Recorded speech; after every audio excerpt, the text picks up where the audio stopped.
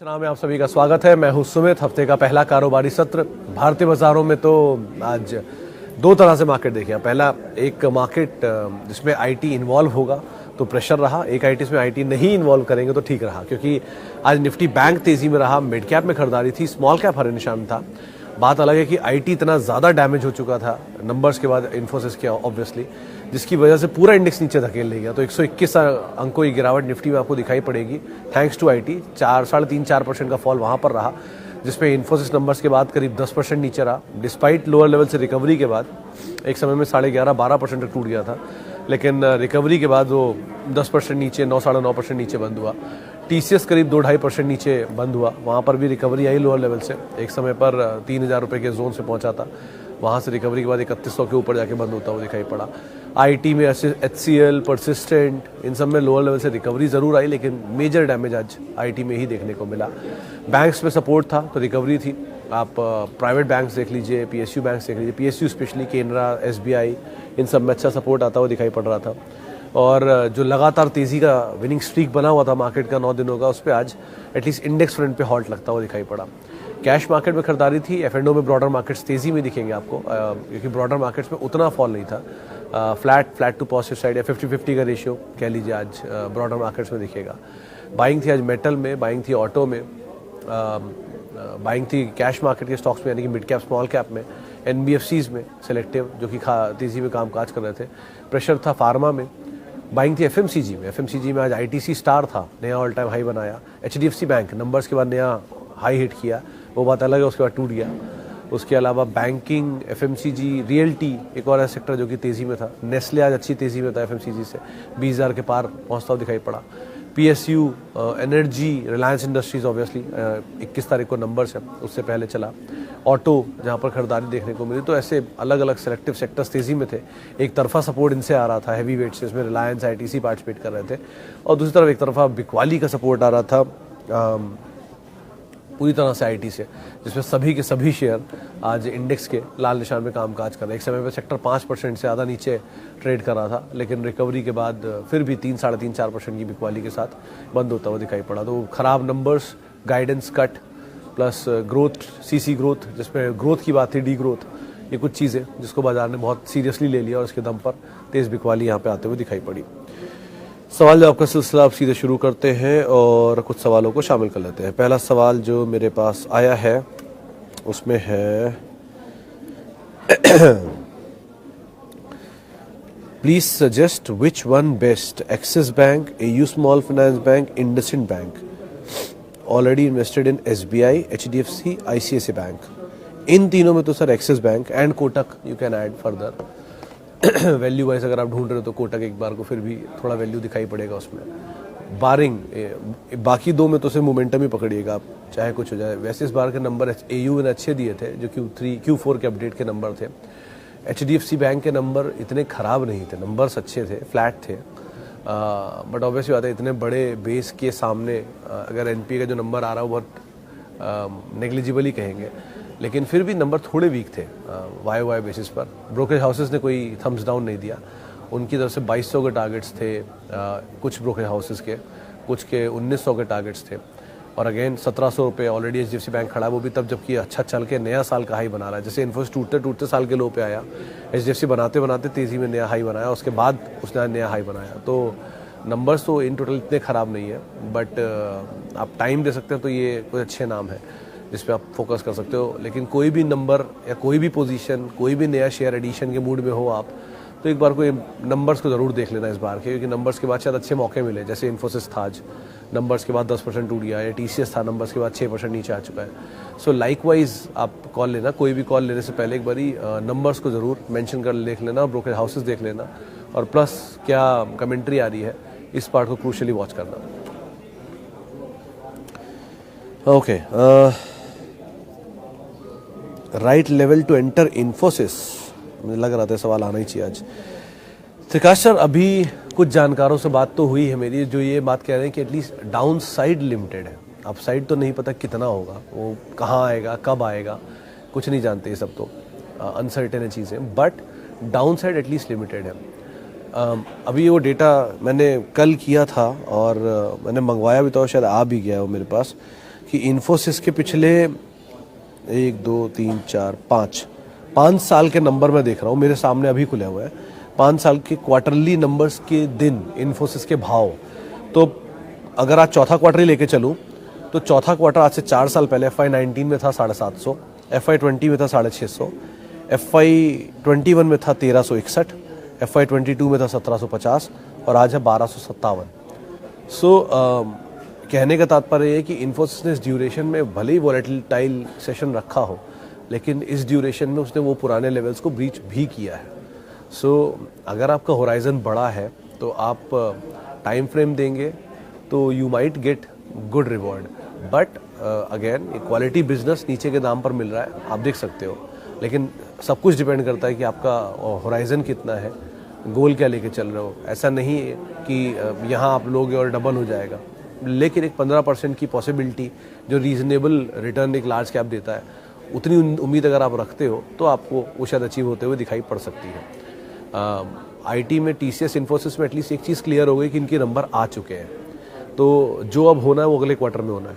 तो तब तक के लिए तो आपके पास विजिबिलिटी है, ब्रोकर हाउसेस के व्यूज़ हैं, कमेंट्री है, अनटिल अनलेस बीच में कोई बड़ा एक्सीडेंट ना आ जाए तो। लेकिन बाकियों में भी विजिबिलिटी वेट करेंगे आप, तो लाइकवाइज आप कॉल लीजिए।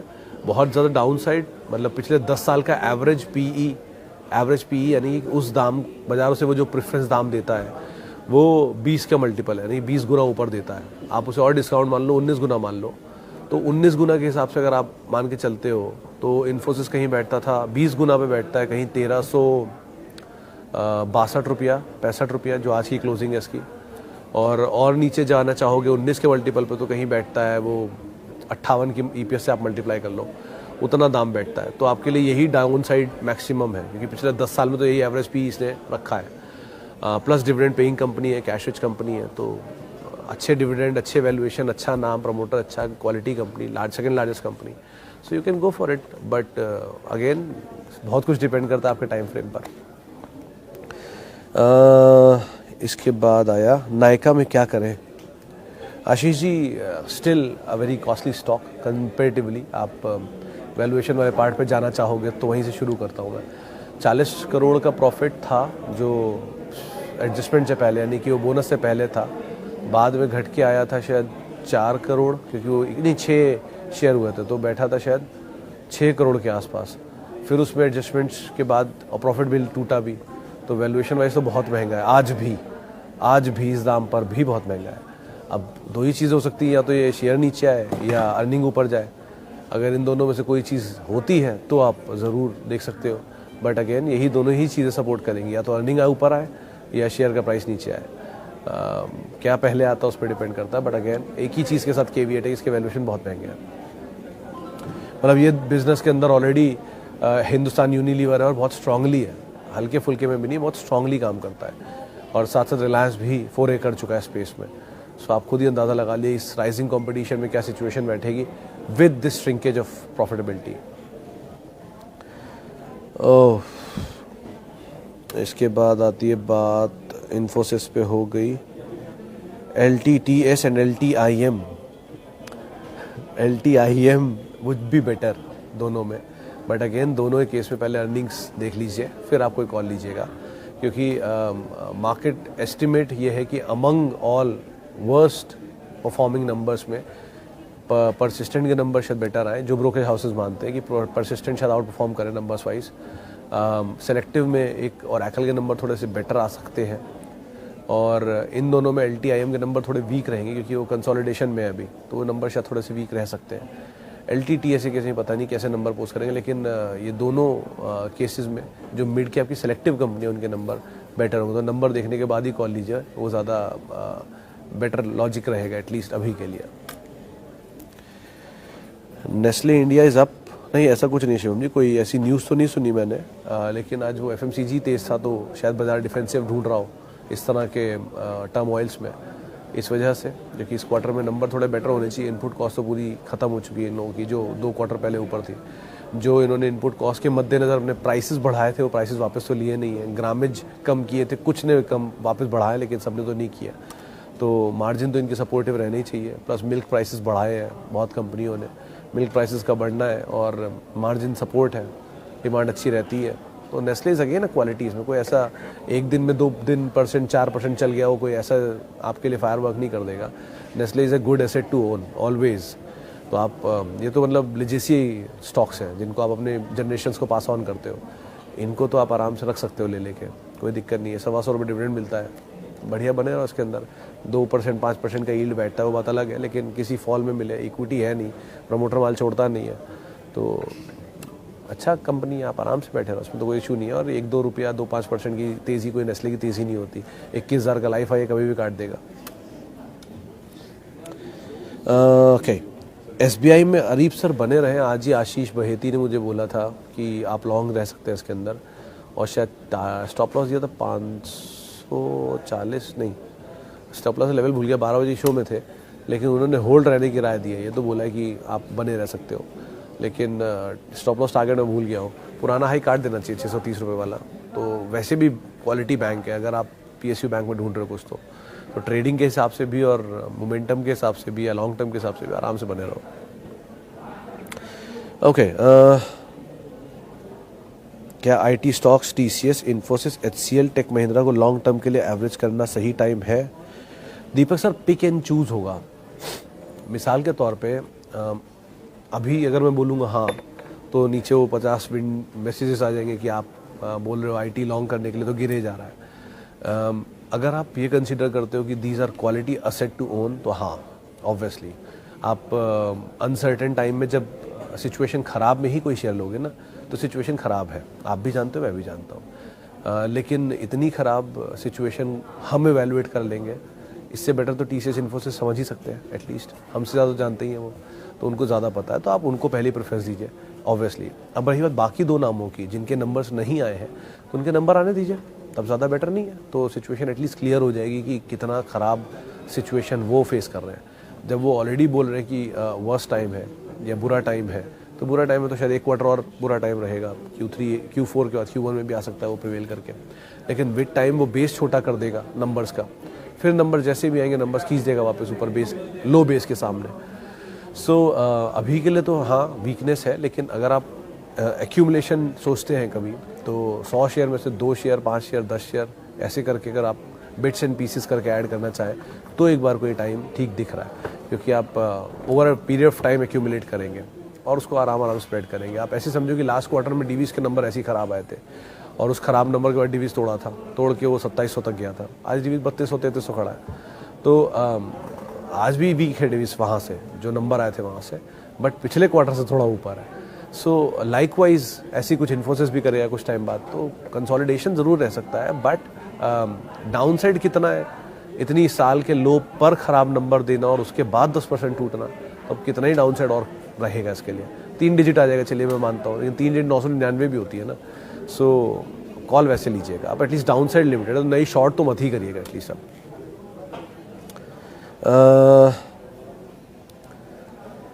IDFC लिमिटेड और बैंक नहीं पता मीनाक्षी जी, तो आप मतलब पोजीशन में तो होल्ड ही रखिए, सेल तो मत करिएगा लॉस है तो। वैसे ट्रिगर्स जो इसके साथ काम करेंगे उसमें NBFC के नंबर ठीक मान रहे हैं, अब इसके नंबर पता नहीं कैसे नहीं आते। और दूसरा अभी वो भी बातचीत है मर्जर को लेकर भी, दोनों बैंक की और इसकी, उसको लेके क्या अप्रूवल्स आते हैं, कैसे टाइमलाइन देते हैं, कुछ चीज़ें हैं जिनको बाजार ज़रूर देखना चाहेगा। बट मोमेंटम पे ही चलने वाला स्टॉक है और बड़ी इक्विटी बेस का स्टॉक है। सो कॉल लेते टाइम ये चीज़ों का आप ज़रूर ध्यान रखिएगा, कोई भी कॉल अगर आप लीजिएगा तो।